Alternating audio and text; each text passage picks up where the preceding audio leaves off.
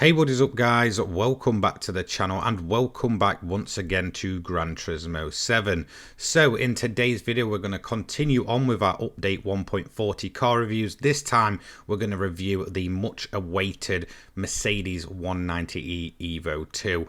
Once again, one of the most requested vehicles in Gran Turismo 7 history finally comes along in the same update as a bunch of other highly requested vehicles. Once again, it was just one of those vehicles, every time the silhouettes were released, you'd see people constantly down in the replies section just asking Kaz, when is the 190e Evo 2 coming? And obviously this was once again on that leaked car list from launch day of GT7. So finally it's here and we're going to get this one reviewed. Okay, so let's start off with the in-game price. Once again, 300,000 credits for this one.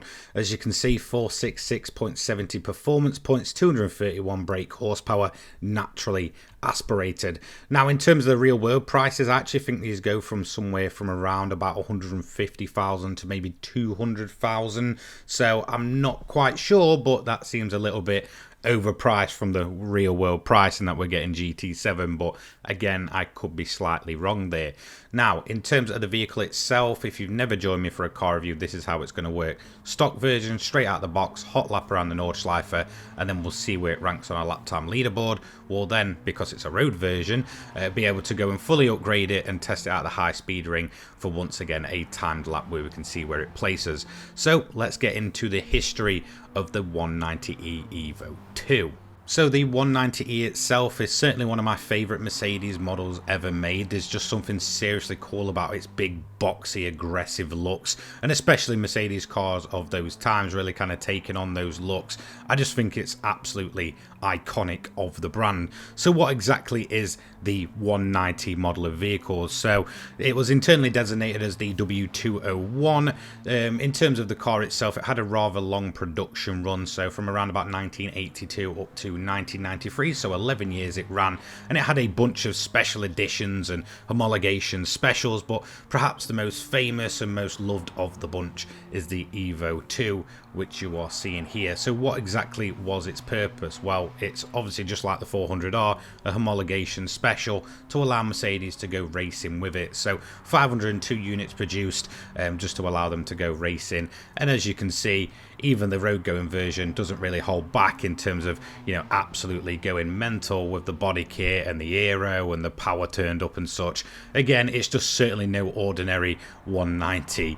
So yeah, absolutely bizarre car, and it was made for a specific purpose, and it actually genuinely serves that. A little bit like the 400R, it's just all about taking that model and just going absolutely crazy to it.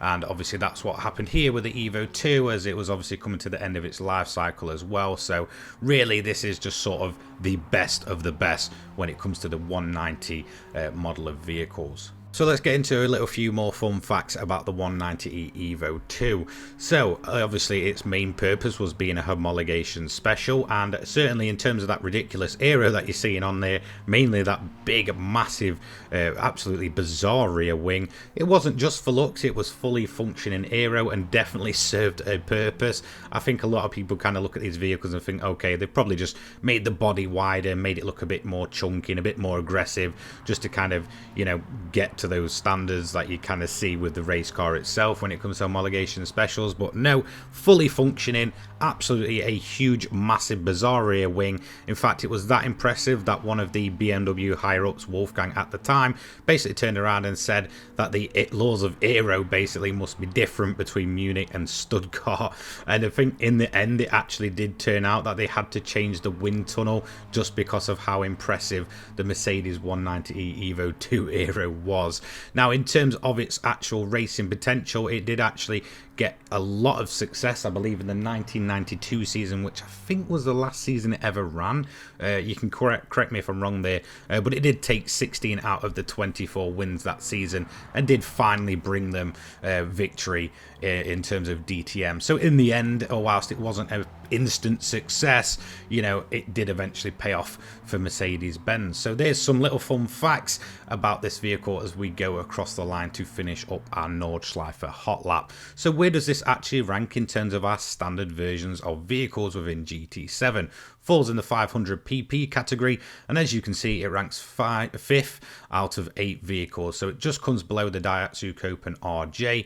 However, the Dodge Charger RT, the 426 Hemi, which we reviewed yesterday, it does beat by around about 2 seconds, so certainly no slouch. And again, it may feel a little outdated in terms of modern day performance, but just for what this car stands for, all about the homologation special and the insane aero and the ridiculous power output for the time, you really cannot stick your nose up at it. So whilst the standard version isn't exactly going to blow your mind, this one probably will. If you want to turn that Evo II up to the max, then it is certainly no slouch. However, it does have one major downside that I'm going to quickly disclaim now, because usually my main rule is that I do not alter or fine-tune any settings for the vehicles, but once you put the fully customizable suspension on this thing, it sits so low it will constantly catch the wheels on the bodywork. Unlike a lot of racing games, the wheels don't clip in GT7, so trust me, it will just essentially catch itself on the high bank. So I did actually have to raise the ride height here for a high-speed ring hot lap, and as you can see, it's certainly no slouch in a straight line. Now, because I couldn't exactly get the balance spot on and I can't really fine-tune the car exactly, I can only sort of raise the ride height.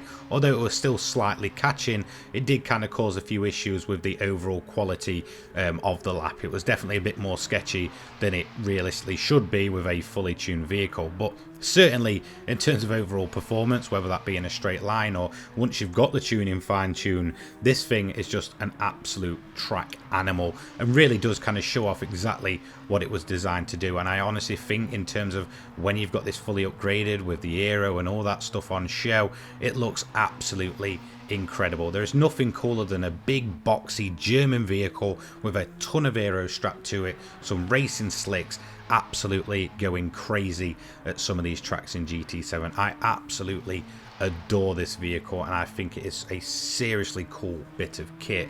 So here we go, we're going to finish up the lap here and we're going to see where the 190e Evo II finally ranks now that it's in the game. So there we go, across the line. Let's have a look at the overall lap time. So it comes 12th overall, so it sits on our overall PP category, so we don't have any specifics here. So as you can see, 744.23 performance points, a 108.780 beats the Evo 3, which is actually quite surprising considering I had to kind of butcher the ride height and such and not have it to its sort of, I guess, more perfected build overall. But certainly if you do go into the fine tuning, you can get a serious track beast out of this. It is a little bit off the likes of the Nismo 400R, but that is to be expected. So the 190e, a fantastic vehicle. I love what this car stands for, and finally after long awaited, it does come to GT7 and it's certainly worth the wait. If you haven't checked this car out already, I fully recommend you doing so. It's just a seriously cool bit of kit. Thanks so much for watching. I will see you in the next one. Have a great day, guys. Take care. Peace.